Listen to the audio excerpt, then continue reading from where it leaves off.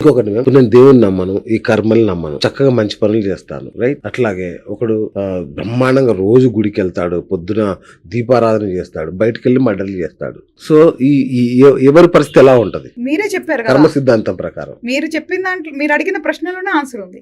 ఎలా? వాడు బుద్ధి సరిగ్గా లేనప్పుడు పూజలు చేసినా వాడు చేసే పనులు అంతే.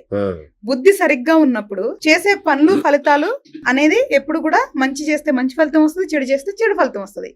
అసలుకి ధర్మానికి దైవానికి సంబంధం లేదని, అంటే ధర్మం పాటిస్తే మీరు దైవం దగ్గరికి వెళ్ళకపోయినా మంచి ఫలితాలు ఉంటాయి. ధర్మం దైవం రెండు ఉన్నాయి అనుకోండి, మీకు ఇంకా బోనస్ లాగా. ఓకేనండి. ధర్మాన్ని మీరు పాటించకపోతే కదా కర్మ అనే సిస్టమ్ ట్రిగర్ అవుతుంది. మీకు అర్థమైంది కదండి. మనం ఒక పని చేస్తే వచ్చే రిజల్ట్సే కర్మ. కర్మ అనేది బయట నుంచి ఎక్కడి నుంచో రావట్లా. ఇప్పుడు ఒక అతను దొంగతనం చేశాడు, ఆడు ఆలోచన దొంగతనం చెయ్యాలి నేను అంటే పని చేయకుండా, మరి వాడు రోజు టెంపుల్ కి వెళ్తున్నాడు, దేవుడికి కొంత వాటా కూడా ఇచ్చి వస్తున్నాడు. అవును, వాడి కర్మ ఏమన్నా మారుద్దా? మారదండి, ఎట్టి పరిస్థితిలో మారదు. దానికి సంబంధించి వాళ్ళు ఎవరైనా కేసు ఫైల్ చేసి ఆధారాలు దొరికితే వాడైనా జైలుకి వెళ్లాల్సిందే.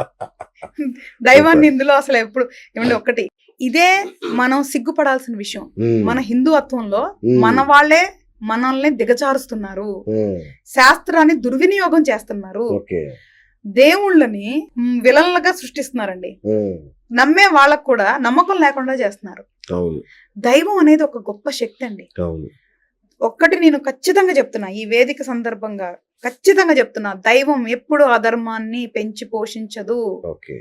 ఎప్పుడు సమస్య లేదు. నీ దగ్గర కొన్ని కోట్లు ఉన్నాయి, నువ్వెప్పుడైతే ధర్మం లేదో దైవం నీ దగ్గర ఉండదు. ఇది ఖచ్చితమైన సిస్టమ్ అండి. సింపుల్ గా చెప్తానండి. మీ అమ్మగారి పేరేంటండి? సమ్మక్క. సమ్మక్క.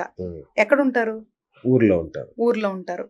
మీకు అమ్మను చూడాలనిపించినప్పుడు, వెళ్ళాలనిపించినప్పుడు మీరు ఫోన్ చేసి అమ్మా అని ఆ సమ్మక్క గారిని పిలుస్తారు, ఆవిడ దగ్గరికి వెళ్తారు, వేరే దగ్గరికి వెళ్ళరు కదా.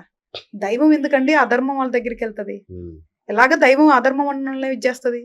ఇది మాత్రం అర్థం చేసుకోండి. పూజలు చేసినంత మాత్రాన ధర్మం పాటించకపోతే తప్పించుకోవడానికి ఏంలా.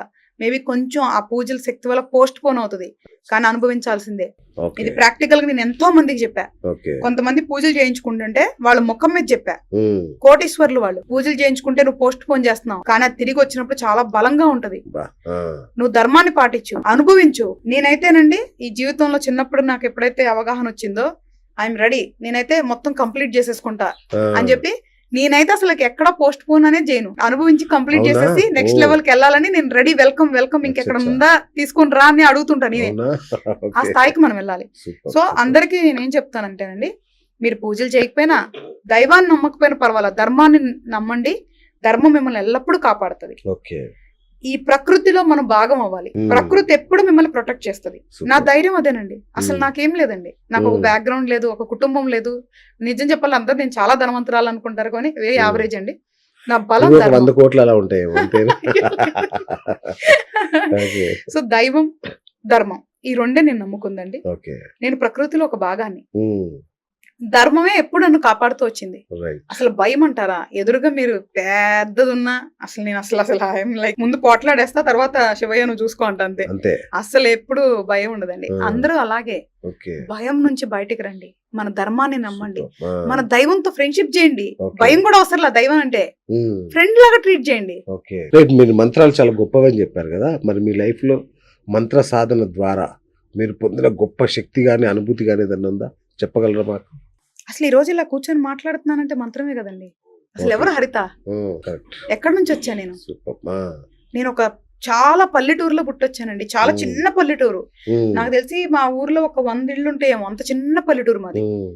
పుట్టాను నేను. ఎక్కడండి మీ ఊరికి కూడా మంచి అద్దెస్తుంది? ఎక్కడ మీ ఊరు? ఎనమొదల అంటారండి, నూజివీడు పక్కన. నూజివీడు అంటే తెలుసు, మా ఊరి పేరు అసలు ఎవరికి తెలీదు. కృష్ణా డిస్ట్రిక్ట్ లో పుట్టా. బట్ ఇక్కడ కృష్ణా డిస్ట్రిక్ట్ అంటే మహామహులు పుట్టిన జిల్లాలోనే పుట్టారు. సో 10th వరకే అక్కడ ఉన్నానండి. తర్వాత అంతా వలసే. హైదరాబాద్ మన భాగ్యనగరంలో నా జీవితం. ఇదే నా గడ్డాన్ని నమ్మా, ఎందుకంటే ఇదే నన్ను పెంచింది, ఇదే పోషించింది, కాబట్టి ఇదే నా గడ్డాన్ని నమ్మా. సో తెలంగాణ అంటే తెలంగాణ, ఆంధ్ర అంటే ఆంధ్ర.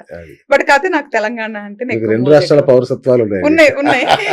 ఇక్కడ ఎక్కువ విశ్వాసంగా గ్రీన్ కార్డు కూడా వచ్చేసింది. అయితే పుట్టాం కదండి, పెరిగాం. కర్మ ఉందని చిన్నప్పటి నుంచి నమ్మాను. దైవం ధర్మం ఉంది నమ్మాం, కట్టుబడి ఉండాలనుకున్నాను. చాలా ఎప్పుడు ఎవరి దగ్గర చేయి జాచడం, మోసం చేయకుండా ఉన్న దాంట్లో బతుక్కుంటూ వచ్చా. నా బలం ధర్మం అని నాకు అర్థమైంది, దైవం అని అర్థమైపోయింది. దాంతో దాన్నే పట్టుకున్నా గట్టిగా. సో కొన్నిసార్లు అసలు చేయకుండా ఉంటానా అంటే డెఫినెట్ గా చేసుంటా, చిన్న చిన్న పెద్ద పెద్ద కాకపోయినా చేసుంటా, తెలిసి తెలియక కొన్ని చేసుంటా, తెలిసి కూడా చేసుంటా కొన్నిసార్లు. అందులో అసలు నేనేమి మొహమాటం అబద్ధాలు, అసలు అబద్ధం అనేది ఆడకూడదని చిన్నప్పుడే డిసైడ్ అయిపోయానండి. ఎందుకంటే అదేదో అంటే గొప్పగా లోక విరోధి అంటారు కదండి బాబు, ఎట్లా తట్టుకుంటున్నారు నిజం చెప్తూ. ఎంజాయ్ చేస్తున్నా, సీరియస్ గా ఫిక్స్ అయిపోయినా కదా, అంగీకరించాను. అలా వైకుంఠపురంలో మనోడికి వచ్చిన కష్టాలు వచ్చి ఉండాలి మీకు. అయ్యో మా ఊర్లో పెద్ద పెద్ద గొడవలు, నేను చాలా అసలు ఒక కామెడీ క్యారెక్టర్ అయిపోయాను నేను ఒకప్పుడు. చిన్నప్పుడే నిజాలు మాట్లాడటం వల్ల యుద్ధాలు జరిగాయి. అంతే కదా. ఇంకా అమ్మా నువ్వు నిజాలు దాయి, అబద్ధాలు చెప్పడం ఇష్టం అయితే నిజాలు దాయి అంటే ఓ నిజాలు దాయొచ్చు అని కొన్నిసార్లు నిజాలు దాస్తాను తప్ప అబద్ధాలు చెప్పు. అంటే ఎందుకు చెప్పనంటే ఒకటి ధర్మం కంటే ముందు నేను గుర్తుంచుకోలేను అనేది నాకు అర్థమైంది. నేనే దొరికిపోతాను ఒకటి ఆడామనుకోండి మళ్ళీ దానికి 10 ఆడాలి. ఎందుకంటే ఇంత కాంప్లికేటెడ్ సిస్టమ్. అందరికి ఇదే చెప్తానండి, హ్యాపీగా నిజం చెప్పండి. తింటే తిట్లో అప్పుడు తింటాం, అర్థం చేసుకుంటారు. భార్యకి చెప్పలేం కదండి, చేయమాకండి అంటే అప్పుడు తెలియక చేస్తాం కదా. జీవితాంతం రక్తం తాగుతారు కదండి. అదే మీరు ఆ నమ్మకాన్ని ఇవ్వండి, అండర్స్టాండింగ్ ఇవ్వండి, చాలా బాగుంటది. అర్థం చేసుకొని ప్రాణం చేస్తే బాగుంటదండి. అంగీకరిస్తారు, అర్థమయ్యేలా చెప్పాలి, సమయం పడుతుంది కానీ ఒకసారి అంగీకరిస్తే మీ లైఫ్ అద్భుతంగా ఉంటది. ఇప్పుడు చాలా మంది తాగే విషయం వాళ్ళ ఇంట్లో తెలీదు, కొన్ని తెలియవు, అది పక్కన పెట్టేస్తే చిన్న చిన్నవి కూడా తాగొద్దు. అర్థమయ్యేలాగా చెప్పండి, స్వేచ్ఛగా బతకండి, భయపడుతూ బతకొద్దు, బంధాలు డిస్టర్బ్ అవుతాయి. నేను ఎదవా అని నేను మీకు చెప్పాను అనుకోండి, మీకు ఓకే, ఎవరు వచ్చి చెప్తే ఓకే కాదు, అసలు అప్పుడు ఇంకా చాలా షాకింగ్ గా ఉంటది. నేను ఇదే చెప్తా ఫస్ట్ నా ఫ్రెండ్స్ ని, నువ్వు ఏదన్నా చేస్తే ముందు నువ్వే నాకు చెప్పేయి, ఐఎమ్ ఫైన్, నేను తీసుకుంటా. వేరే వాళ్ళు చెప్తే కొంచెం ఇబ్బంది అనిపిస్తుంది, అర్థం చేసుకుంటాం కానీ ఇబ్బంది అనిపిస్తుంది ఎందుకు అని. సో అట్లాగా అబద్ధాలు అనేది ఆడకపోతేనే మంచిదండి, ఉత్తమము. అలాగా ధర్మాన్ని పాటించామండి. మంత్రం నేను ఎప్పుడైతే నాకు మంత్రం నీడెడ్ అని ఒక వయసు అప్పుడు అనిపించిందండి, అంటే వెరీ క్రిటికల్ క్రూషియల్ పొజిషన్, అన్ని కోల్పోయా జీవితంలో.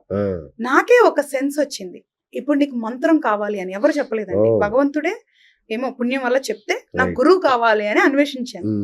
ఎవరు నాకు మంత్రం ఇచ్చే గురువు కావాలి అని గురువు దగ్గరికి అన్వేషణలో నాకు నిజంగా అప్పుడు ఏం చేశానంటే, ఓకే 2-3 అడిగా, నా ప్రపంచం చిన్నదండి.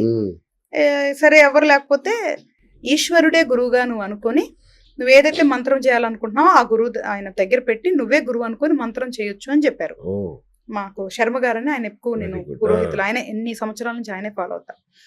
అనగానే సరే ఇప్పుడు మరి ఏ మంత్రం చేయాలి దాని గురించి మళ్ళీ అన్వేషించా.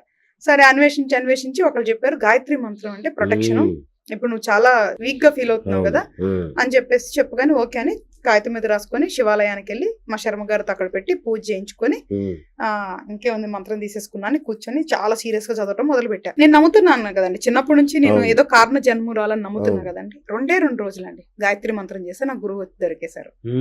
అంటే గురువులే మనల్ని ఎంచుకుంటారులేండి, మనం ఎవరం గురువుని ఎంచుకోవటానికి. కానీ సిద్ధేశ్వర భారతీనంద స్వామి మొట్టమొదట గురువు నాకు. ఆయన దగ్గరికి వెళ్ళా 2 రోజులు, 5వ తారీఖున మొదలు పెడితే 7వ తారీఖు గురువు దగ్గరికి వెళ్ళా.